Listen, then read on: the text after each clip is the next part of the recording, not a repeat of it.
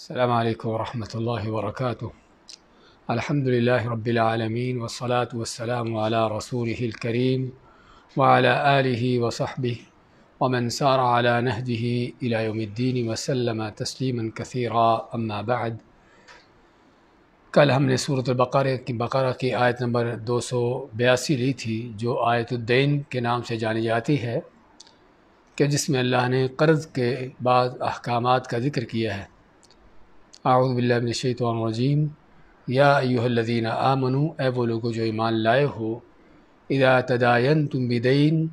اذا جب تداینتم تو آپس میں معاملہ کرتے ہو، بدین کسی قرض کا، الی اجل مسمی ایک مقررہ مدت تک، فاکتبوہ تو اسے لکھ لو۔ ہم نے بتایا تھا اس آیت کی مناسبت سود کی آیتوں کے ساتھ کیا ہے، کہ جب اللہ نے سود کو حرام قرار دیا، اس کی قباحتیں بیان کی، اور اصل سود کا زیادہ تر معاملہ قرض ہی کی شکل میں ہوتا ہے، قرض کے انداز سے، تو اس کے بعد اللہ تعالیٰ قرض کا جو صحیح طریقہ ہے، اس کے آداب ہیں، اس کا بیان فرماتا ہے کہ قرض جب ایک دوسرے سے لین دین کرتے ہو تو اس کی ایک مدت مقرر کر لو، تاکہ بعد میں کوئی آپس میں اختلاف نہ ہو، اور پھر اس کو لکھ بھی لو۔ وَلْيَكْتُبْ بَيْنَكُمْ كَاتِبٌ بِالْعَدْلِ، اور چاہیے کہ تمہارے درمیان لکھنے والا لکھے، کاتب لکھے بالعدل، انصاف کے ساتھ، اور انصاف کے معنی کہ اس میں کمی زیادتی نہ کرے، نہ تو قرض کی مقدار میں، نہ اس کی مدت میں کوئی کمی بیشی کرے، نہ قرض کی جو کیفیت ہے اور قرض جس چیز کا لین دین کیا گیا ہے اس کی کیفیت بدلے،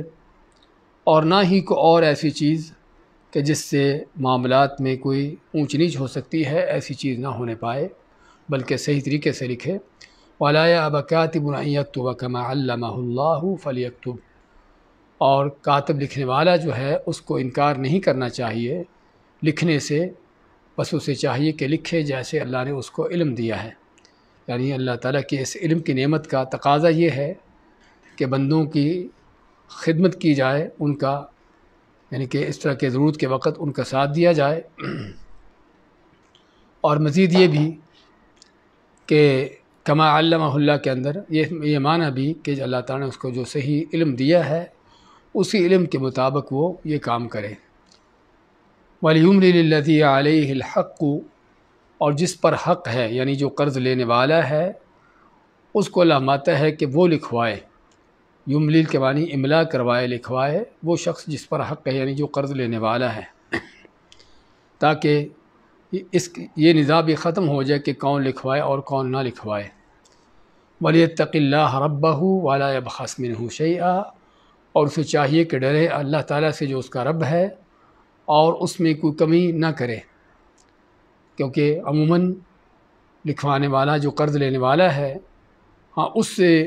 توقع کی جا سکتی ہے کہ وہ قرض کی مقدار میں کمی کر دے، کسی اور چیز میں کمی کر دے، تو اسے ماتا اللہ تعالیٰ کہ اس میں کسی لحاظ سے بھی شیئاً کچھ بھی کمی نہ کرے۔ فَإِنْ كَانَ الَّذِي عَلَيْهِ الْحَقُّ سَفِيهًا أَوْ ضَعِيفًا أَوْ لَا يَسْتَطِيعُ أَن يُمِلَّ هُوَ فَلْيُمْلِلْ وَلِيُّهُ بِالْعَدْلِ، فرمایا کہ اگر جس پر حق ہے یعنی جو قرض لینے والا ہے وہ بیوقوف ہو، کم عقل ہو، کمزور ہو، یا لکھوانے کی طاقت نہ رکھتا ہو، یا لکھوانے کے لائق اس کے قابل نہ ہو، تو پھر کیا ہے کہ اس کا جو سرپرست ہے وہ اس کو لکھوائے بالعدل، انصاف سے، کہ کسی چھوٹا بچہ ہے یا کوئی عورت ہے یا کوئی کم عقل یا کوئی بیوقوف پاگل ہے، تو اس کی خاطر قرض لیا جا رہا ہے، تو اس کا سرپرست جو ہے وہ اس کو لکھوائے، لیکن فرمایا عدل کے ساتھ، انصاف سے، نہ کمی کرے نہ زیادتی کرے۔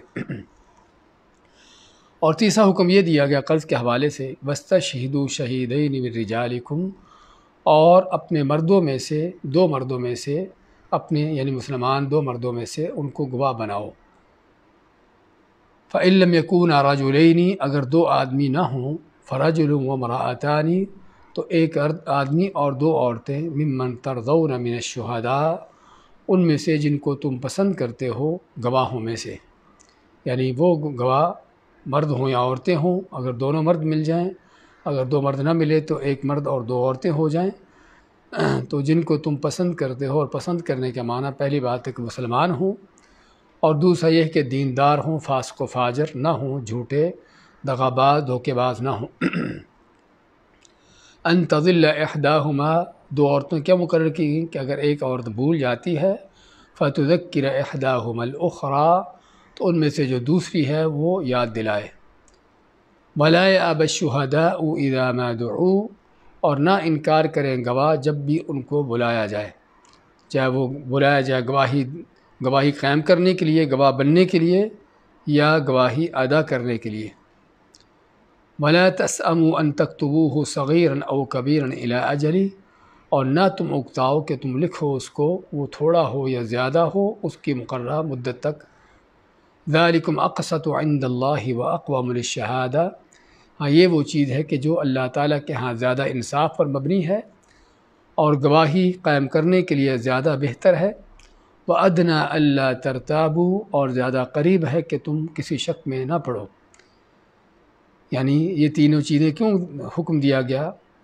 کہ قرض کی مدت بھی مقرر کی جائے، اس کو لکھا بھی جائے اور اس کے لیے گواہی بھی رکھی جائے، کس لیے؟ تاکہ اس طرح کی کیفیت پیدا نہ ہو۔ ایک تو اللہ تعالیٰ کے ہاں زیادہ انصاف پر مبنی ہے، اور گواہی بھی اس سے زیادہ بہتر انداز سے قائم ہوگی، اور شک و شبہات سے بھی بچ جائیں گے۔ الا ان تکون تجارۃ حاضرۃ تدیرونها بینکم، سوائے یہ کہ اگر ایسی تجارت، ایسا لین دین ہو جو آپس میں حاضرۃ، جو نقد ہو، تدیرونها بینکم، ایک دوسرے کے ساتھ تم کرتے ہو۔ فلیس علیکم جناح الا تکتبوها، تو اس حالت میں تم پر کوئی گناہ نہیں کہ تم اس کو نہ لکھو، یعنی اس کو نہ لکھنے میں گناہ نہیں، لیکن کیا یعنی کہ اگر تجارت جو ہے وہ ادھار کی ہے اور قرض کی شکل میں ہے تو کیا پھر اس کو نہ لکھنا گناہ ہے؟ اس کے بارے میں ہم ذکر کیا تھا کہ صرف سنت کی حیثیت سے ہے، الا یہ کہ اگر اعتماد نہ ہو اور بعد میں کسی اختلافات کا کھٹکا ڈر ہو تو پھر اس حالت میں لکھنا چاہیے۔ وَأَشْهِدُوا إِذَا تَبَايَعْتُمْ، اور جب تم ایک دوسرے کے سے لین دین کرتے ہو، خرید و فروخت کرتے ہو، تو اس پر گواہی قائم کرو، گواہ بناؤ۔ وَلَا يُضَارَّ كَاتِبٌ وَلَا شَهِيدٌ، اور نہ تکلیف دی جائے، یضارہ ضرر سے، نہ تکلیف، اذیت، نقصان دیا جائے کاتب کو، اور نہ ہی شہید کو یعنی گواہ کو۔ اور نقصان دینے کا ہم نے ذکر کیا تھا کہ مختلف انداز ہو سکتے ہیں کہ ایسے اوقات میں ان کو طلب کرنا کہ جو ان کے لیے مناسب نہ ہو، ان کی مشغولیت کے ہوں، یا ان کے نہ چاہتے ہوئے بھی ان کو گواہی پر یا لکھنے پر مجبور کرنا جبکہ اور لکھنے والے موجود ہوں، اور اسی طرح اس حالت میں ان کو لکھنے پر مجبور کرنا جس میں ان کا نقصان ہو، یعنی بعض اوقات کسی سے ان کو اذیت تکلیف کا خطرہ ہو سکتا ہے۔ وَإِن تَفْعَلُوا فَإِنَّهُ فُسُوقٌ بِكُمْ، اور اگر تم کرتے ہو یہ کام، یعنی ان کو اذیت دیتے ہو، تو یہ تمہارے اندر ایک گناہ کی بات ہے۔ وَاتَّقُوا اللَّهَ، اور ڈر جاؤ اللہ تعالیٰ سے۔ وَيُعَلِّمُكُمُ اللَّهُ، اور اللہ تم کو سکھاتا ہے، یعنی تقویٰ، پرہیزگاری، اللہ کا ڈر، خوف، وہ علم کو سیکھنے کا ایک ذریعہ ہے۔ وَاللَّهُ بِكُلِّ شَيْءٍ عَلِيمٌ، اور اللہ تعالیٰ ہر چیز کو خوب جانتا ہے۔ اس کے بعد کی آیات لیتے ہیں۔ اعوذ باللہ من الشیطان الرجیم۔ وَإِن كُنتُمْ عَلَى سَفَرٍ وَلَمْ تَجِدُوا كَاتِبًا فَرِهَانٌ مَّقْبُوضَةٌ فَإِنْ أَمِنَ بَعْضُكُمْ بَعْضًا فَلْيُؤَدِّ الَّذِي اؤْتُمِنَ أَمَانَتَهُ وَلْيَتَّقِ اللَّهَ رَبَّهُ وَلَا تَكْتُمُوا الشَّهَادَةَ وَمَن يَكْتُمْهَا فَإِنَّهُ آثِمٌ قَلْبُهُ وَاللَّهُ بِمَا تَعْمَلُونَ عَلِيمٌ۔ لِلَّهِ مَا فِي السَّمَاوَاتِ وَمَا فِي الْأَرْضِ وَإِن تُبْدُوا مَا فِي أَنفُسِكُمْ أَوْ تُخْفُوهُ يُحَاسِبْكُم بِهِ اللَّهُ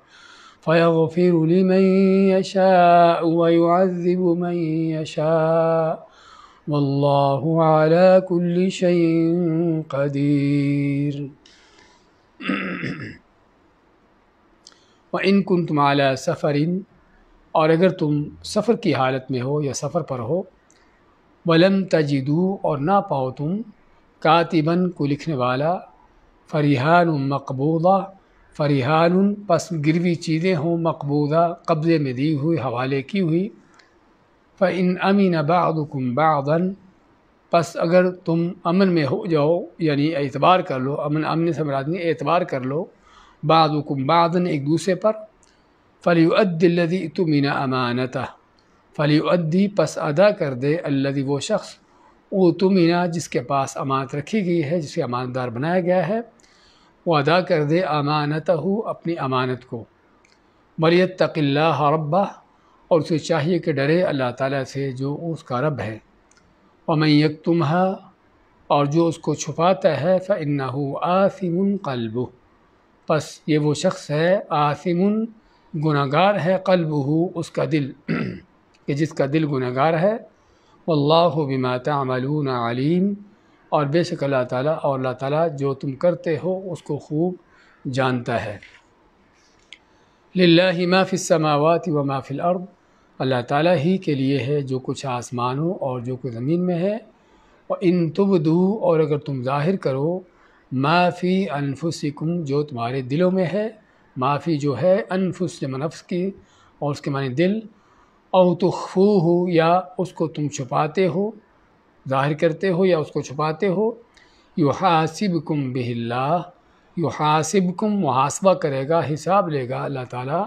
اس پر یعنی اس کا اللہ تعالیٰ تم سے حساب لے گا، فیغفر لمن یشاء پس وہ جسے چاہے بخش دے گا، ویعذب من یشاء اور جسے چاہے عذاب دے گا، واللہ علی کل شیء قدیر اور اللہ تعالیٰ ہی ہے جو ہر چیز پر خوب قدرت رکھتا ہے، قادر ہے۔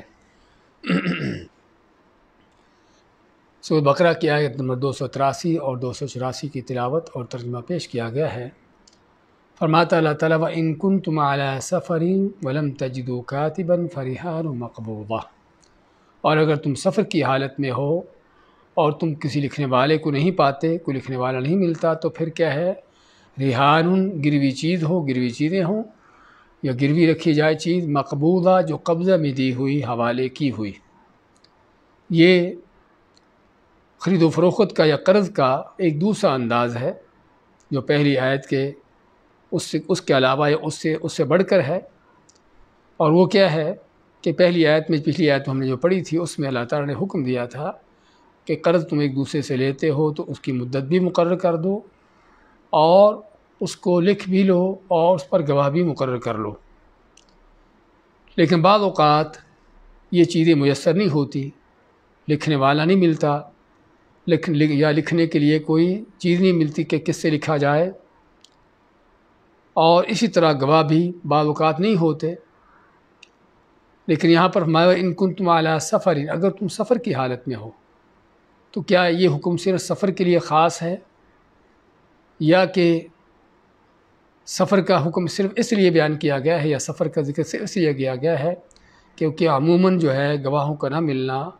اور لکھنے والے کاتب کا یا لکھنے کی چیزوں کا نہ مہیا ہونا وہ عموماً سفر کی کیفیت میں ہوتا ہے، سفر کی حالت میں ہوتا ہے، اس لیے سفر کا ذکر ہوا، ورنہ جو احکامات اس آیت میں ذکر ہو رہے ہیں وہ صرف سفر کے ساتھ خاص نہیں ہیں، بلکہ وہ عام ہیں، چاہے وہ آدمی سفر میں ہو یا گھر میں ہو، سفر میں ہو یا حضر میں ہو، تو گروی رہن رکھنا قرض کے بدلے میں یہ جائز ہے، سفر کی حالت میں بھی اور گھر میں حضر کی حالت میں بھی۔ تو یہاں پر کیا ہے کہ اگر تم قرض لیتے ہو کسی سے تو اصل تو یہ تھا کہ اس کو لکھو، اس پر گواہ قائم کرو، لیکن اگر تمہیں گواہ نہیں ملتے، لکھنے کے لیے کوئی نہیں ملتا، لکھنے کے لیے کوئی سامان مہیا نہیں ہوتا، تو پھر کیا حالات رواتا ہے کہ پھر تم اس قرض کے بدلے میں جس سے قرض لیا ہے کیا کرو، اس کے ساتھ اس کے پاس چیز کو گروی رکھ دو، یعنی قرض کے بدلے میں اس کے پاس چیز گروی رکھ دو۔ میں نے کسی سے قرض لیا 10,000 دینار کا فرض کرو یا ریال کا یا جو بھی ہے، اب وہ میں کیا کرتا ہوں، لکھتا نہیں ہوں یا لکھنے کے لیے کوئی نہیں ملتا، اب اس آدمی کو جس سے میں نے قرض لیا ہے وہ چاہتا ہے کہ اس کا دیا ہوا قرض جو ہے اس کی ضمانت اس کو مل جائے۔ اس کی ضمانت کیسے حاصل ہوگی کہ میں اپنے پاس سے اس کے پاس چیز گروی رکھ دوں، یعنی کوئی ایسی چیز اس کے پاس گروی رکھوں کہ جو قرض جو لیا ہے اس کی قیمت کے برابر ہو۔ اس لیے علماء ماتے ہیں رہن کی تعریف میں کہ توثیقات دین بعین کہ قرض کو جو لیا گیا ہے اس کی توثیق کرنا، اس کی ضمانت پیش کرنا کس سے؟ کسی ایسی چیز سے کہ جس سے اس قرض کی ادائیگی ہو سکے، یا تو قرض کی قیمت کے برابر ہو یا پھر اس سے زیادہ ہو، تاکہ اگر قرض لینے والا قرض ادا نہ کر سکے تو اس کی گروی رکھی ہوئی چیز جو ہے یا تو اس قرض کے بدلے میں لی جا سکے، رکھی جا سکے، یا پھر اس چیز سے قرض کی ادائیگی ہو سکے۔ اور یہ بھی ضروری نہیں کہ وہ قرض کی قیمت کے برابر ہی ہو یا اس سے زیادہ ہو، بلکہ اگر قرض دینے والا اس سے کم چیز پر بھی راضی ہو جاتا ہے، 10,000 کا قرض لیا ہے لیکن اس کے پاس میں 5,000 کی چیز جو ہے وہ گروی رکھتا ہوں، رہن رکھتا ہوں، تو تب بھی جائز ہے۔ یہ مقصد جو ہے وہ قرض دینے والا جو ہے اس کو ضمانت مل جائے اپنے قرض کی ادائیگی کی، اور اس کو یقین ہو جائے اور مطمئن ہو جائے، تاکہ کھٹکا نہ رہے۔ اور عموماً سفر کی حالت میں اس طرح کی چیزیں اس لیے پیش آتی ہیں، یا اس طرح کی ضرورت اس لیے پڑ سکتی ہے کیونکہ آدمی گھر میں ہے، حضر میں ہے، تو لکھنے والے بھی مل جاتے ہیں، گواہ بھی مہیا ہو جاتے ہیں، اور پھر بھی یہ بھی ہے کہ عام طور پر لوگ ایک دوسرے کو جانتے ہوتے ہیں اور اعتماد ہوتا ہے کہ اس سے پیسہ مل جائے گا۔ لیکن سفر میں آدمی کسی ایسے شخص سے لین دین کرتا ہے کہ جس کو جانتا ہی نہیں ہے، نہ قرض دینے والا اس کو جانتا ہے، نہ قرض لینے والا اس کو جانتا ہے تو وہاں پر پھر اگر پہچان نہیں تو عموماً پھر کیا ہے کہ اعتماد نہیں ہوتا، اور پھر ضرورت ہوتی ہے کہ قرض کے بدلے میں کوئی چیز گروی رکھی جائے تاکہ قرض دینے والے کو اطمینان ہو جائے، تسلی ہو جائے کہ میرا قرض مجھے مل جائے گا، اگر نہیں بھی ملا تو میرے پاس یہ گروی رکھی ہوئی چیز جو ہے اس سے میں اپنا قرض جو ہے واپس لے سکتا ہوں۔ تو یہ ہے گروی چیز کی حقیقت۔ اور جس طرح یہ سفر میں ہے ہم نے بتایا، اسی طرح حضر میں، گھر میں بھی ہو سکتا ہے۔ قرآن کریم کے الفاظ سفر کے حوالے سے ہیں،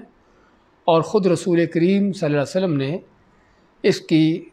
دلیل پیش کر کے، اس کی مثال پیش کر کے سفر کے علاوہ گھر میں بھی گروی چیز کو رکھنے کا، یعنی سفر ٹھہرے ہوئے شہر میں ہوتے ہوئے بھی قرض کے بدلے میں گروی چیز رکھنے کی دلیل پیش کر دی۔ اور وہ کیا ہے کہ رسول کریم صلی اللہ علیہ وسلم نے کسی یہودی سے کچھ یعنی کہ جو وغیرہ، اناج وغیرہ لیا اور اس کے پاس زرہ رکھوائی گروی طور پر، اور آپ صلی اللہ علیہ وسلم حتیٰ کہ فوت ہو جاتے ہیں اور آپ کی زرہ جو ہے اس یہودی کے پاس گروی رکھی ہوئی تھی، کیونکہ آپ کے پاس اس اناج یا اس جو کے قیمت دینے کے آپ کے پاس کچھ نہیں تھا، تو آپ نے اس سے جو ہے ادھار میں لیے، تو اس کے بدلے میں جو ہے گروی رکھی اس کے پاس زرہ، اور آپ مدینہ میں رہتے ہوئے آپ نے یہ کام کیا، تو جس سے پتہ چلا کہ سفر و حضر میں دونوں میں یہ چیز ممکن ہے اور جائز ہے۔ مزید یہ کہ اللہ تعالیٰ کا فرمان فریحان مقبوضہ، کہ گروی چیز رکھی ہو جو مقبوضہ، قبض کے معنی کس چیز کو قبضے میں لینا، اس کو حوالے کر دینا، یعنی جو قرض دینے والا ہے اس کے حوالے کی گروی چیز اس کے حوالے کی جائے، اس کے قبضے میں دی جائے۔ تو کیا یہ بھی شرط ہے کہ لازماً گروی چیز جو ہے وہ جس سے قرض لیا گیا ہے اس کے قبضے میں دی جائے، اس کے حوالے کی جائے، یا یہ بھی کافی ہے کہ قرض دینے والے اور لینے والا کا دونوں کی آپس میں طے ہو جاتا ہے کہ اس قرض کے بدلے میں فلاں چیز جو ہے وہ گروی ہوگی، اور وہ چیز قرض لینے والے ہی کے پاس رہتی ہے، وہ جس کی چیز ہے اسی کے پاس رہتی ہے، وہ قرض دینے والے کے حوالے نہیں کی جاتی، لیکن طے ہو جاتا ہے کہ فلاں چیز گروی ہوگی۔ تو یہ بھی یہاں پر ہے کہ مقبوضہ کا لفظ جو ہے جو یعنی کہ حوالے کی جانا یا قبضے میں دی جانا بھی ضروری نہیں ہے، یہ بھی شرط نہیں ہے، یہ بھی شرط نہیں ہے رہن کے لیے، گروی چیز کے لیے، کہ قرض دینے والے کے وہ حوالے ہی کی جائے لازمی اور اس کے قبضے میں ہی دی جائے لازمی، لیکن چونکہ اس کو زیادہ اطمینان اسی وقت ہوگا جب اس کے قبضے میں ہوگی، اس کے ہاتھ میں ہوگی، کہ اس کے ہاتھ میں نہیں ہے تو تب بھی اس کو ممکن ہے کہ اطمینان نہ ہو، اگرچہ طے ہو بھی جائے، تو اس لیے مقبوضہ کا لفظ بیان کیا گیا ہے تاکہ اس سے گروی چیز جو ہے یا قرض کی جو ضمانت اس کو اور زیادہ پختہ ہو جاتی ہے اور آدمی مطمئن ہو جاتا ہے، ورنہ جس طرح بتایا ہے کہ اس کو یعنی کہ قرض دینے والے کے حوالے کرنا ضروری نہیں ہے۔ مزید یہ بھی اگر رہن کی یا گروی چیز کا بیان ہوا ہے تو اس کے متعلقہ احکامات ہمیں اور بھی جاننے ہیں۔ وہ یہ ہے کہ اگر وہ گروی چیز کی بعض اوقات یہ ہوتا ہے کہ وہ صرف ایک چیز پڑی ہے اور اس سے کچھ فائدہ نہیں آ رہا اور نہ ہی اس پر کوئی چیز خرچ ہو رہی ہے۔ یعنی فرض کریں کہ میں کسی سے قرض لیتا ہوں اور جس سے میں نے قرض لیا ہے اس کے پاس سونے کا کوئی یعنی کہ کوئی ٹکڑا رکھ دیتا ہوں یا اور کوئی قیمتی چیز اس کے پاس رکھ دیتا ہوں، جو چیز استعمال نہیں ہو سکتی لیکن قیمتی چیز ہے، قرض کے برابر ہے، اس سے زیادہ اس کی قیمت ہے، لیکن وہ چیز پڑی ہے، استعمال نہیں ہوگی اور نہ ہی اس کے پڑے رہنے پر کوئی خرچہ ہوتا ہے۔ بعض اوقات گروی چیز کی یہ حیثیت ہوتی ہے تو یہاں پر تو وہ چیز پڑی رہے گی گروی جب تک قرض ادا نہیں ہوتا، اور جب قرض ادا ہوگا تو وہ گروی چیز قرض لینے والا واپس لے لے گا۔ تو اور بعض اوقات کیا ہوتا ہے کہ جو چیز گروی رکھی گئی ہے اس سے کچھ فائدہ بھی حاصل ہو رہا ہے اور اس پر کچھ خرچ بھی ہو رہا ہے۔ یعنی فرض کرو میں نے کسی کو گروی طور پر گاڑی دے دی، اب گاڑی جو ہے یا تو وہ کھڑی رہے اور کھڑی رہنے میں بھی نقصان ہوتا ہے بعض اوقات، لیکن وہ گاڑی جو ہے فرض کرو جس کے پاس گروی رکھی گئی ہے، جو کسی نے قرض دیا ہے، وہ اس کو استعمال کر رہا ہے اور استعمال کرنے کے ساتھ ساتھ اس کا اس پر خرچ بھی ہو رہا ہے، پیٹرول کا خرچہ ہو یا اس کے مینٹیننس کے خرچے ہوں یا جو بھی ہے، اگر تو یہ خراجات اس کے استعمال کے برابر ہیں، یعنی جتنا وہ قرض دینے والا اس گروی چیز سے فائدہ اٹھا رہا ہے اتنا ہی اس کے اوپر اس کا خرچہ ہو رہا ہے، تو پھر تو فائدہ بھی اور خرچہ بھی دونوں برابر ہیں اور دونوں برابر ہونے کی وجہ سے نہ اس کو کچھ لینے دینے کی کوئی ضرورت نہیں۔ لیکن بعض اوقات کیا ہے کہ گاڑی کا خرچہ کم ہے لیکن اس کی انکم زیادہ ہے، یعنی اس سے آدمی فائدہ زیادہ اٹھا رہا ہے۔ یعنی فرض کرو کہ مہینے بھر کا اس کا گاڑی کا خرچہ جو ہے وہ صرف 5,000 ہے، لیکن اس سے جو فائدہ اس کو ہو رہا ہے 10,000 کا ہو رہا ہے۔ اب 5,000 خرچہ ہے اور 10,000 فائدہ ہے، تو جو خرچے سے بڑھ کر 5,000 ہے وہ کس کا ہوگا؟ کیا وہ جس کے پاس گروی چیز رکھی گئی ہے وہی اپنی جیب میں ڈالے گا، اسے فائدہ اٹھاتا رہے گا، یا کہ جس کی گروی چیز ہے، جس کے نے قرض لیا ہوا ہے، جس نے وہ گروی چیز دی ہے، اس کو لوٹایا جائے گا؟ ہاں، اصل یہاں پر یہ ہے کہ عموماً چیزوں کے اندر اس کو ان کو رکھنے میں سنبھالنے میں خرچہ بھی ہوتا ہے اور اس سے فائدہ بھی ہوتا ہے۔ اگر تو فائدہ خرچہ برابر ہیں تو پھر تو کوئی لین دین کا معاملہ نہیں ہے، لیکن اگر اس کا فائدہ زیادہ ہے اور خرچہ کم ہے تو جو زیادہ فائدہ ہے خرچے سے جو بڑھ کر ہے وہ کس کو دیا جائے گا؟ وہ دیا جائے گا جو اس گروی چیز کا مالک ہے۔ یعنی گاڑی میری تھی اور میں نے کسی کو دی، قرض کے بدلے میں گروی رکھی اس کے پاس، اب وہ 5,000 کا اس پر خرچ کر رہا ہے لیکن 10,000 کا فائدہ اٹھا رہا ہے، تو اس مالک کا یعنی کہ اس اپنے آدمی کا جس کے پاس میں نے گروی رکھی ہے گاڑی، اس کا فرض بنتا ہے کہ مجھے 5,000 جو زیادہ فائدہ اس سے مل رہا ہے وہ مجھے دے یا قرض سے اس کو ختم کرتا رہے، یعنی اتنی رقم جو ہے قرض سے جو ہے اس کو مائنس کرتا رہے، اس کو قرض سے جو ہے وہ ختم کرتا رہے تاکہ اتنا قرض کم ہوتا جائے۔ اور یہ چیز بہت ضروری ہے اس کو جاننا۔ آج کل بہت سے اس طرح کے معاملات ہو رہے ہیں لوگوں کے آپس میں کہ جس میں قرض کے بدلے میں کوئی چیز گروی رکھی جاتی ہے، کوئی مکان دے دیا، کوئی زمین رکھ دی اس کے پاس گروی، اور اس مکان پہ جو گروی رکھوایا گیا ہے یا تو جس کے پاس گروی رکھا ہے وہ خود اس مکان میں رہتا ہے یا اس کو کسی کو رینٹ پر دے دیتا ہے، اور اس کا رہنا یا رینٹ پر دینا وہ اصل مالک کی اس کو جو ہے اس کا فائدہ نہیں دے رہا۔ ہاں، مکان کے اوپر بھی مینٹیننس ان چیزوں پر کو تھوڑا بہت خرچہ رہتا ہے، لیکن کیا ہے کہ جو خرچہ اس کا ہوا وہ تو ہوا، لیکن اس سے بڑھ کر جو اس کو فائدہ مل رہا ہے اس مکان میں رہنے کا یا اس کو کرائے پر دینے کا، اب وہ زیادہ جو فائدہ ہے وہ خود اپنی جیب میں ڈال رہا ہے جس نے قرض دیا ہے، جس کے پاس جس کی چیز گروی رکھی گئی ہے، اور اصل اس کے مالک کو نہیں لوٹا رہا، اور یہ عین سود ہے، یہ سراسر سود کی کیفیت ہے۔ اور ہم نے پہلے بھی ذکر کیا تھا سود کا قاعدہ کلیہ کہ کل قرض جر نفعا فهو ربا، کہ ہر وہ قرض جس کے پیچھے کو فائدہ حاصل ہوتا ہو وہ سبھی سود ہی کی کیفیت میں ہے۔ تو چنانچہ اگر مکان جو میں نے رکھا ہے گروی یا تو ویسے پڑا رہے، خالی اس کو بند کر کے رکھا جائے، نہ اس کا فائدہ ہو نہ نقصان ہو، پھر تو ٹھیک ہے۔ اگر اس کو استعمال کیا جا رہا ہے، چاہے جس کے پاس گروی رکھا ہے خود اس میں رہتا ہے، اس کو کرائے پر دیتا ہے، تو اس کا جو کرایہ ہے اس کی مینٹیننس سے ہٹ کر، اس کے اخراجات سے بڑھ کر وہ اس کے اصل مالک کو ملنا چاہیے۔ کسی نے دوسرے کے پاس زمین گروی رکھی ہے اور زمین بھی بعض اوقات خالی پلاٹ ہے، پڑا ہوا ہے، اس سے کوئی فائدہ نقصان کوئی ایسی چیز نہیں مل رہی، نہ اس پر کوئی چیز خرچ ہو رہی ہے اور نہ اس سے کوئی فائدہ حاصل ہو رہا ہے، پھر تو ٹھیک ہے، جس طرح ہم نے پہلی کیفیت بیان کی ہے کہ وہ پڑا رہے گا جب تک قرض واپس نہیں ہو جاتا، وہ پلاٹ واپس لے لیا جائے گا۔ اور بعض اوقات وہ زمین جو ہے وہ اس کا فائدہ ہو رہا ہے، یا تو زرعی زمین ہے جس پر کھیتی باڑی کاشت کی جا رہی ہے اور اس سے اس کو فائدہ ہو رہا ہے اس کا، یا پھر اس پلاٹ پر کوئی چیز آگے آدمی کسی کو کرائے پر دیتا ہے، اس پر کوئی چیز رکھنے کے لیے کوئی سٹور کے طور پر، کسی گودام کے طور پر دیتا ہے فرض کرو، تو اس سے فائدہ اٹھا رہا ہے، تو یہ فائدہ کس کا حق ہوگا؟ یہ فائدہ اس پلاٹ کے مالک کا حق ہوگا، چاہے وہ زرعی زمین ہو یا کوئی عام پلاٹ ہو جس سے کچھ فائدہ حاصل ہو رہا ہے۔ یہ آنے والا فائدہ جو ہے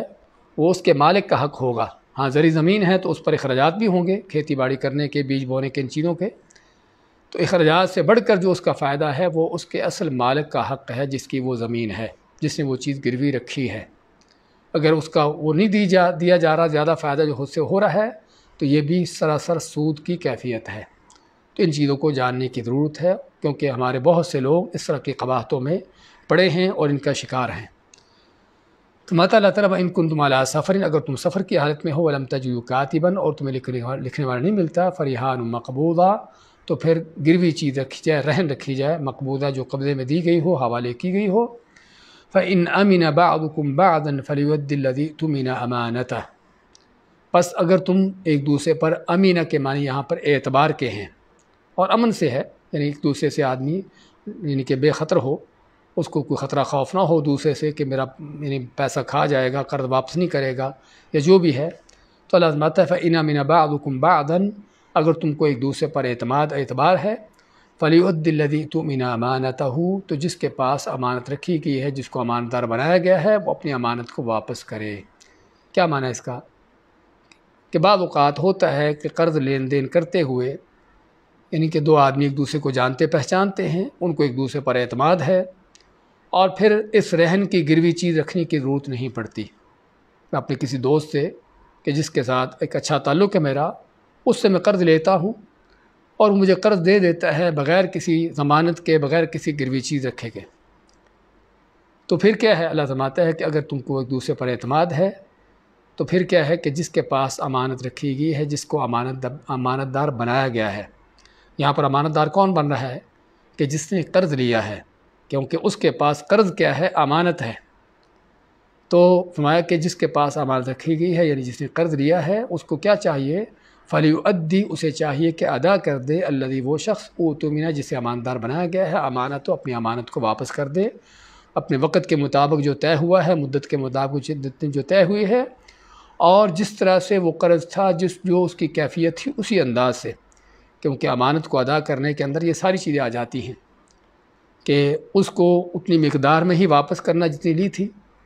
اسی کیفیت میں ادا کرنا، واپس کرنا جس طرح لی تھی، اگر کوئی وقت مقرر ہوا ہے تو اسی وقت کے مطابق اس کو ادا کرنا، اس میں کوئی یعنی کہ اونچ نیچ نہ کرنا، اس میں کوئی تاخیر نہ کرنا، اور امانت کے برخلاف بددیانتی، خیانت کے اندر یہ ساری چیزیں آ جاتی ہیں کہ اگر مقدار میں کمی زیادتی کر دی، اس کی کیفیت بدل دی، جس میں وہ پہلی جیسی نہ ہو بلکہ اس سے کم درجے کی ہو یا اس طرح سے ہو، یا وقت جو طے ہوا تھا اس کے مطابق ادا نہ کی، یعنی قرض دینے والے کی رضا کے برخلاف اس کو تاخیر کر دی، حالانکہ آدمی وقت پر دے بھی سکتا تھا، تو یہ ساری ہی اس بددیانتی کی انداز میں، اس کی شکل صورتوں میں آتی ہے۔ فرمایا وَلْيَتَّقِ اللَّهَ رَبَّهُ، اور اسے چاہیے کہ ڈرے اللہ تعالیٰ سے جو اس کا رب ہے۔ یہاں پر بھی وہی لفظ جو پہلے ہم پچھلی آیت میں پڑھ چکے ہیں کہ اس کو چاہیے کہ ڈرے اللہ تعالیٰ سے جو اس کا رب ہے، کہ جو اس کا مالک ہے، خالق ہے، اور اس کی ہر چیز کو چلا رہا، دیکھ رہا ہے، اور قیامت کے دن اس کو اس رب کے سامنے پیش ہونا ہے، اس کا پورا پورا اس نے حساب لینا ہے۔ وَلَا تَكْتُمُوا الشَّهَادَةَ، اور نہیں تم چھپاؤ گواہی کو۔ سابقہ آیتوں کے اندر جو گواہی کا ذکر آیا تو اس گواہی کے متعلق مزید تاکید کرتے فرمایا کہ اس گواہی کو چھپاؤ نہیں۔ اور چھپانے میں کیا ہوتا ہے کہ یا تو آدمی گواہی دے ہی نہ، جبکہ وہی گواہی دینے والا ہے، کوئی دوسرا نہیں ہے، اور اس پر گواہی دینا متعین ہے، تو گواہی نہ دے، یہ گواہی کو چھپانا ہے، یا گواہی غلط دے دے، جھوٹی گواہی دے دے، حقیقت سے ہٹ کر غلط بیانی کر دے، اور یہ گواہی کو عام گواہی یعنی کہ اس نہ دینے سے بھی زیادہ بدتر ہے، کیونکہ نہ دینے میں بھی اگرچہ جرم ہے، گناہ ہے کہ ممکن ہے کسی کا حق ضائع ہو جائے، اور اگر اس گواہی کو بدل دیتا ہے اور اس کو یعنی کہ اس جھوٹی گواہی دیتا ہے، تو اس سے بڑھ کر جرم ہوگا کہ اس نے نہ کہ صرف گواہی چھپائی بلکہ دوسرے کا حق بھی ضائع کیا اور غلط بیانی بھی کی، اور یہ اکبر الکبائر میں سے ہے، سب سے بڑے گناہوں میں سے ہے۔ اللہ کے نبی صلی اللہ علیہ وسلم نے گناہوں کا ذکر کیا اور فرمایا الا و شہادت الزور، الا و قول الزور، کہ خبردار شہادت، اپنے جھوٹی گواہی، جھوٹی بات، جھوٹ کہنا، یہ ہے جو سب سے بڑے گناہوں میں سے ہے۔ تو اسی میں ولا تکتموا الشہادہ، اور گواہی کو چھپاؤ نہیں، ومن یکتمھا فانہ آثم قلبہ، اور جو اس گواہی کو چھپاتا ہے تو اس کا دل گناہ گار ہے۔ یہ نہیں فرمایا کہ وہ گناہ گار ہے، اس کے دل کے متعلق یہ بات کیوں کہی؟ کیونکہ حقیقت میں دل ہی انسان کے تمام اعمال کا مصدر ہوتا ہے۔ اس لیے آپ کا فرمان ہے الا ان فی الجسد مضغہ، کہ جسم میں ایک ٹکڑا ہے، اذا صلحت صلح الجسد کلہ، اگر وہ صحیح ہو جاتا ہے تو پورا جسم صحیح ہو جاتا ہے، واذا فسدت فسد الجسد کلہ، اگر وہ خراب ہو جاتا ہے تو پورا جسم خراب ہے۔ وہ کیا ہے؟ الا وہی القلب، وہ دل ہے۔ تو دل کے اندر ہی سوچ فکریں پیدا ہوتی ہیں، نیت اچھی یا بری پیدا ہوتی ہے، اور دل کے اندر ہی گواہی کو چھپانا، گواہی کو بدلنا، اس میں کو اونچ نیچ کرنا، جھوٹی گواہی دینے کا ارادہ کرنا، یہ سارے ارادے، یہ ساری نیتیں، یہ سارے معاملات اصل دل سے پیدا ہوتے ہیں۔ تو اس لیے اللہ فرماتا ہے کہ اس کا دل گناہ گار ہے، اور دل گناہ گار ہو گیا تو آدمی بذات خود گناہ گار ہے۔ فَإِنَّهُ آثِمٌ قَلْبُهُ وَاللَّهُ بِمَا تَعْمَلُونَ عَلِيمٌ، اور اللہ تعالیٰ جو تم کرتے ہو اس کو خوب جانتا ہے، جس میں اس بات کی تنبیہ ہے کہ انسان کا کوئی عمل، اس کی کوئی حرکت، اس کی کوئی چیز، کوئی بات اللہ سے چھپی ہوئی نہیں ہے۔ تو اگر اللہ تعالیٰ ہر چیز کو خوب جانتا ہے تو پھر ضرورت ہے اس اللہ کے ساتھ اپنے معاملات کو صحیح کرنے کی، باتوں کو صحیح رکھنے کی، اور معاملات کو صحیح انداز سے چلانے کی۔ اس کے بعد ما للہ ما فی السماوات و ما فی الارض، اللہ ہی کے لیے ہے جو کچھ آسمانوں اور جو کچھ زمین میں ہے۔ جب اللہ تعالیٰ نے سابقہ آیات میں ذکر کیا قرض کے حوالے سے، اس سے پہلے سود کا بیان کیا اور پھر سارے احکامات ذکر کیے، تو اس کے بعد اللہ تعالیٰ نے اپنے مالک الملک ہونے کا، مختار کل ہونے کا، اور اس چیز کا بیان کیا کہ ہر چیز کا مالک صرف اللہ ہے، سارے اختیارات اسی کے ہیں، اور بندوں کے صرف نہ کہ صرف ظاہری اعمال بلکہ ان کے دل کے وسوسے، خیالات بھی اللہ تعالیٰ خوب جانتا ہے۔ جب اللہ نے فرمایا کہ وہ بہت ہر چیز کو خوب جاننے والا ہے، تو اس کے جاننا کیسا ہے، اس کے علم کی کیا کیفیت ہے کہ وہ نہ کہ صرف ظاہری باتوں کو، ظاہری اعمال کو دیکھتا جانتا ہے، بلکہ وہ یہ بھی جانتا دیکھتا ہے کہ جو دل، کسی کے دل کے اندر کیا ہے۔ اس چیز کو بیان کرتے فرماتا اللہ تعالیٰ للہ ما فی السماوات و ما فی الارض، صرف اللہ ہی کے لیے ہے۔ اب صرف کا لفظ یہاں پر کہاں ہے؟ ہاں، صرف کا لفظ نہیں ہے، لیکن الفاظ کی ترکیب وہ صرف کا معنی دیتی ہے۔ عربی میں بعض اوقات وہ لفظ جس کا بعد میں آنے کا حق ہو، اس کو جب پہلے لایا جاتا ہے، تقدیم ما حق ہو، تاخیر جس کو کہتے ہیں، اس سے کیا ہے کہ معنی کے اندر خصوصیت پیدا ہو جاتی ہے۔ تو یہاں فرماتا ہے کہ صرف اللہ ہی کے لیے ہے جو کچھ آسمانوں اور جو کچھ زمین میں ہے۔ جو کچھ ہے، کچھ بھی ہے، کوئی انسان ہے، کوئی جن ہے، کوئی فرشتہ ہے، کوئی مخلوق، کوئی جانور ہے، وہ سبھی کس کے ہیں؟ وہ صرف اللہ کے ہیں۔ کوئی ولی ہے، کوئی بزرگ ہے، کوئی اللہ کا نبی ہے، کوئی زندہ ہے، کوئی فوت شدہ ہے، وہ سبھی کس کے ہیں؟ وہ سبھی اللہ کی ملکیت ہے، اس کے بندے ہیں۔ ان سبھی کا مالک، ان سبھی کا رب، ان کا سبھی کا خالق اللہ ہے۔ دنیا کی اور بھی کوئی چیز ہو، ایک تنکے سے لے کر بڑی سے بڑی چیز بھی، اس کا مالک بھی کون ہے؟ وہ صرف اللہ ہے۔ اور یہ جملہ حقیقت میں توحید کی بہت بڑا سبق ہے، توحید کا بہت بڑا سبق ہے۔ اگر اس کو سمجھ لیا جائے تو اس میں بہت بڑے انسان کو اس کو نصیحتیں مل جائیں، سمجھ آ جائے کہ کائنات کا رب کون ہے، کائنات کا مالک کون ہے۔ اگر مالک تو اللہ ہے ہر چیز کا، اور میں اللہ کی چیز کسی اور سے مانگوں تو یہ اس کی حقیقت کیا ہوگی؟ ایک آدمی کو پتہ ہے اور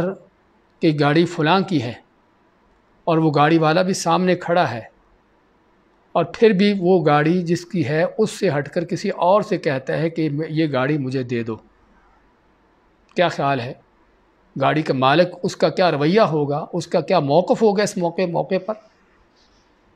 پتہ بھی ہے اس کو کہ جانتا ہے کہ گاڑی میری ہے اور میری گاڑی کسی اور سے مانگتا ہے۔ تو رب کائنات جو کائنات کے ایک ایک ذرے کا مالک ہے، ہاں اس کی کائنات کی چیزوں کو، اس کی مخلوقات کو، اس کی نعمتوں کو جب بندوں اس سے ہٹ کر اوروں سے مانگا جاتا ہے تو یہاں پر پھر اللہ تعالیٰ کی کیا ناراضگی ہوتی ہے، اللہ کا کیا غضب پڑتا ہے ایسے لوگوں پر۔ اور یہی وہ شرک ہے کہ جس کو اللہ نے معاف نہ کرنے کا فیصلہ کیا ہوا ہے۔ اور اسی طرح جب کسی کو اس بات کا یقین ہو جاتا ہے کہ کائنات کی ہر چیز کا مالک صرف اللہ ہے، تو پھر اس کو حاصل کرنے کے لیے، اس کو لینے کے لیے کسی اور کی طرف نہیں بلکہ اسے اللہ کی طرف لوٹتا ہے، اسی سے مانگتا ہے۔ اس کو پتہ ہے کہ اس کی ہے وہی دے گا، دوسرا نہیں دے سکتا کیونکہ دوسرے کی ہے ہی نہیں، نہ اس کو دینے کا اختیار ہے۔ تو یہاں پر یہ بھی کہ جب پتہ ہو کہ صرف اللہ ہی کائنات کی ہر چیز کا مالک ہے تو آدمی اس چیز کو حاصل کرنے کے لیے جو اس کو چاہیے پھر اللہ کی طرف رجوع کرتا ہے، اس سے مانگتا ہے، اس سے دعا کرتا ہے، اس سے فریاد کرتا ہے۔ تو فرمایا کہ للہ ہی، صرف اللہ ہی کے لیے ہے، ما فی السماواتی، جو کچھ آسمانوں میں ہے،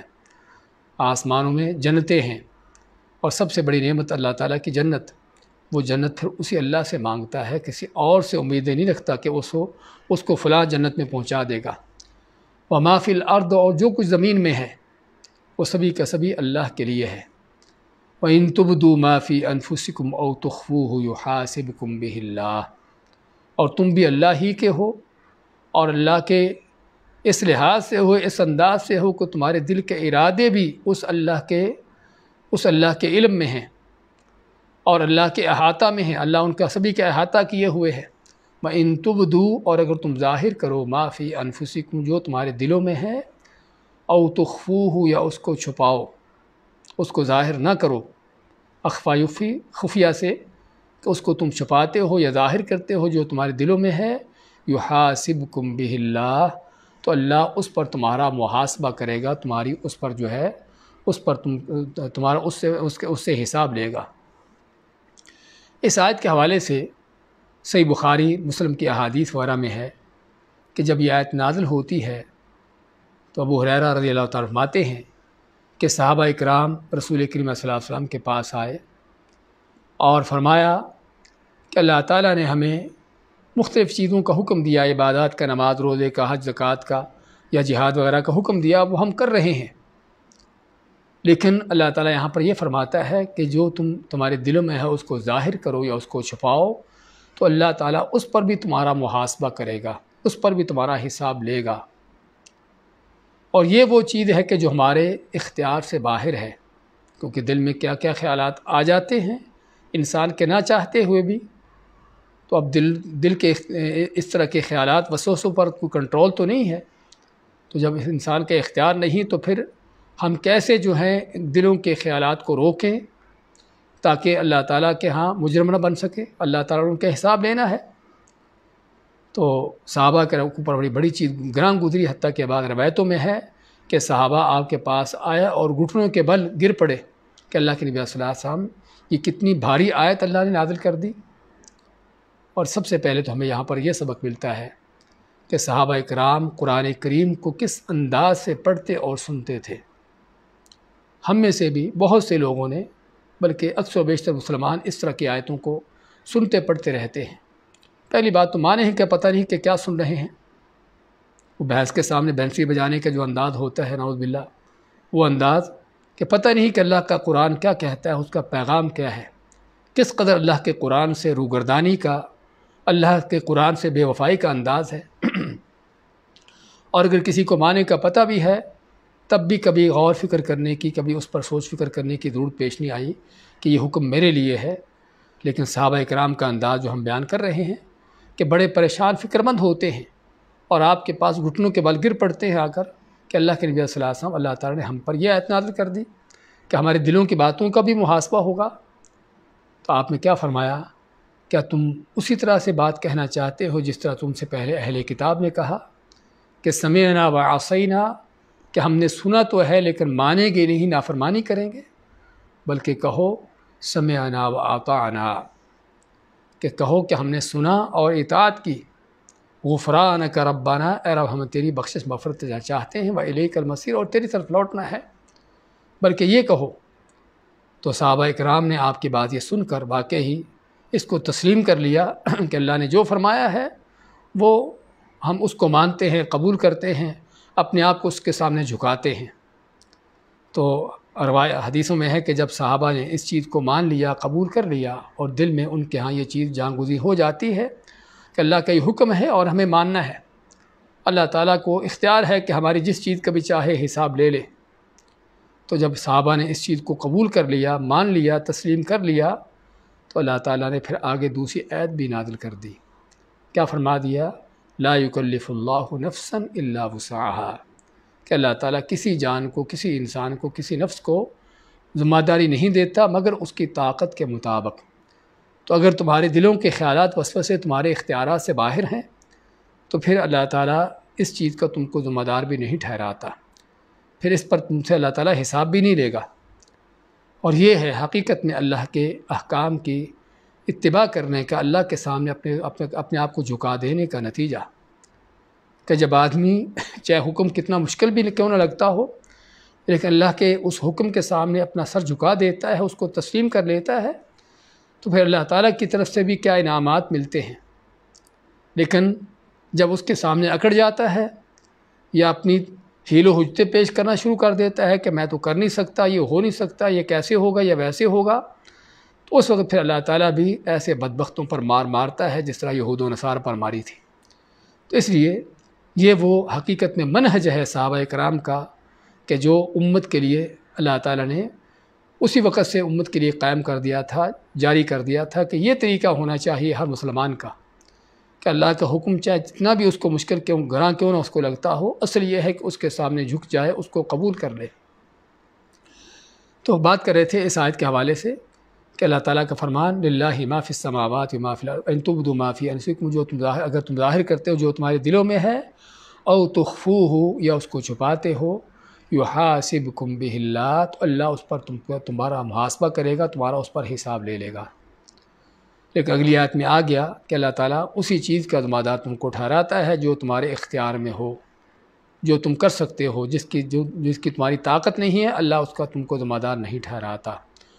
اور نبی کریم علیہ السلام نے بھی فرما دیا کہ اللہ تعالیٰ نے میری امت سے جو چیزیں معاف کی ہیں ان میں سے ایک چیز بھی یہ بھی ہے وما حدثت بها انفسها، وما حدثت به انفسهم، کہ وہ چیزیں کہ جو ان کے دلوں میں پیدا ہوئی، دل میں کوئی بات پیدا ہوئی، اللہ تعالیٰ اس پر بھی بندے کا محاسبہ نہیں کرے گا۔ لیکن کیا یہ آیت منسوخ ہوگی، کینسل ہوگی؟ نہیں، کینسل نہیں ہوئی، صرف اس آیت میں اگلے جملے میں اور اس حدیث میں اس کی وضاحت ہوئی ہے، اور وضاحت اس انداز سے ہوئی ہے کہ انسان کے دل میں آنے والے خیالات طرح طرح کے ہوتے ہیں، اچھے بھی ہیں، برے بھی ہیں، اور پھر ان خیالات کے ساتھ انسان کا معاملہ کیا ہے۔ بعض اوقات دل میں خیال آتا ہے اور آدمی فوراً اس کو جھٹک دیتا ہے، نکال دیتا ہے اور ختم ہو جاتا ہے، اب وہ کتنے سے کتنا برا خیال بھی کیوں نہ تھا، کتنا کہ بھی گھنونے سے گھنونا کو وسوسہ کیوں نہ تھا، اس پر اللہ تعالیٰ کی طرف سے پوچھ گچھ نہیں ہوگی۔ صحابہ کرام فرماتے ہیں کہ بعض اوقات ہم نماز میں ہوتے ہیں اور شیطان ایسے ایسے وسوسے ڈالتا ہے، ایسے ایسے خیالات ڈالتا ہے کہ ہم اپنی گردن کٹوا دینا تو برداشت کر لیں لیکن اس چیز کو زبان پر نہیں لا سکتے، یعنی اتنی غلط بات ہوتی ہے لیکن شیطان ڈالتا ہے اس طرح کی باتیں۔ تو صحابہ کو اس بات پر فکر ہوئی کہ ایسے وسوسے خیالات آ جاتے ہیں تو اس کا پھر انجام کیا ہوگا، تو اس پر آپ میں کہ اللہ تعالیٰ تمہاری ایسی چیزوں پر پکڑ نہیں کرتا۔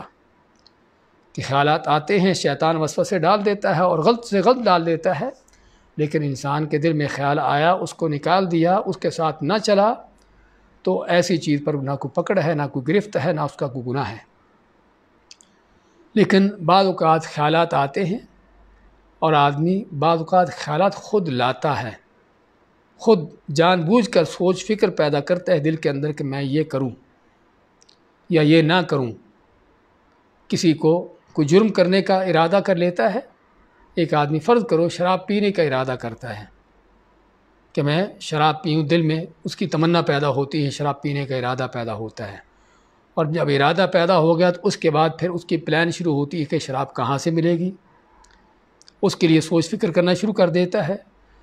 کیسے ملے گی، اس کو حاصل کرنے کا ذریعہ طریقہ دیکھتا ہے، سوچ فکر ساری دل میں چل رہی ہے، لیکن یہ ساری سوچیں فکریں چلتی رہتی ہیں،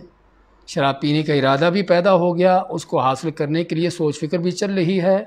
اس کے لیے مال خرچ کرنے کے لیے بھی کتنا مال چاہیے، یہ بھی ساری پلاننگ ہو رہی ہیں، کہاں سے ملے گی، کس طرح ملے گی، اور اس سے کس طرح سے میں نے مزے اڑانے ہیں، وہ بھی دل میں ساری وہ چیزیں چل رہی ہیں، اور آخر میں اس کو شراب نہ مل سکی،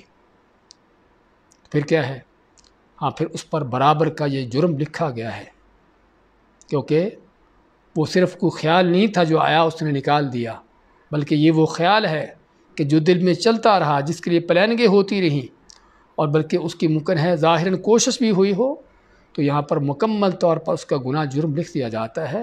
بلکہ ایسے ہی لکھا جاتا ہے جیسے اس نے شراب پی لی ہو۔ اور اسی کے متعلق نبی اکرم صلی اللہ علیہ وسلم کا فرمان ہے کہ دنیا 4 طرح کے لوگوں کے لیے ہے۔ ایک وہ شخص ہے کہ جس کو اللہ نے مال بھی دیا ہوا ہے اور اس کو علم بھی، ہدایت بھی دی ہوئی ہے، تو اللہ تعالیٰ کے دیے ہوئے اس مال کو اپنے علم کے مطابق ہدایت پر چلتے ہوئے اللہ کے رستوں پر خرچ کرتا ہے۔ آپ ماتے ہیں ھذا بافضل المنازل، ہاں یہ شخص سب سے اعلیٰ اونچے درجوں پر ہے۔ اور دوسرا وہ شخص جس کو اللہ نے مال دیا ہے لیکن اس کے پاس، دوسرا وہ شخص جس کو اللہ نے علم دیا ہے، ہدایت دی ہے، لیکن اس کے پاس مال نہیں ہے، علم ہدایت ملی ہے لیکن مال نہیں ہے۔ وہ کیا چاہتا ہے؟ اس کی تمنا ہے کہ کاش کہ میرے پاس بھی مال ہوتا، تو جس طرح پہلا شخص اللہ کی راہ میں مال خرچ کر رہا، میں بھی اسی طرح خرچ کرتا۔ آپ ماتے ہیں ہما بنیتہما فی الاجر سوا، کہ دونوں اپنی نیت سے اجر میں برابر ہیں۔ پہلا آدمی جو مال خرچ کر رہا ہے اور دوسرا جس کی نیت ہے کہ کاش کے مال ہوتا میں بھی اللہ کی راہ میں خرچ کرتا، آپ مانتے ہیں کہ دونوں اپنی نیت کے لحاظ سے اجر میں برابر ہیں۔ اور تیسرا کون ہے؟ کہ جس کو اللہ نے مال دیا ہے لیکن کوئی علم، کوئی ہدایت نہیں ہے، اللہ کے دیے ہوئے مال کو بدماشی، بدکاری، بے حیائی، دنیا کی ان چیزوں پر لٹا رہا ہے، اس کو ضائع کر رہا ہے۔ آپ مانتے ہیں کہ یہ سب سے بدترین شخص ہے۔ اور چوتھا کون ہے؟ کہ جس کے پاس مال تو نہیں ہے لیکن اس کا بھی ارادہ ہے کہ کاش کہ میرے پاس بھی تیسرے آدمی جیسا مال ہوتا، میں بھی اسی طرح بدماشی کرتا، عیاشی کرتا۔ آپ مانتے کہ یہ دونوں اپنے گناہ میں، اپنی نیت کے لحاظ سے دونوں گناہ میں برابر ہیں۔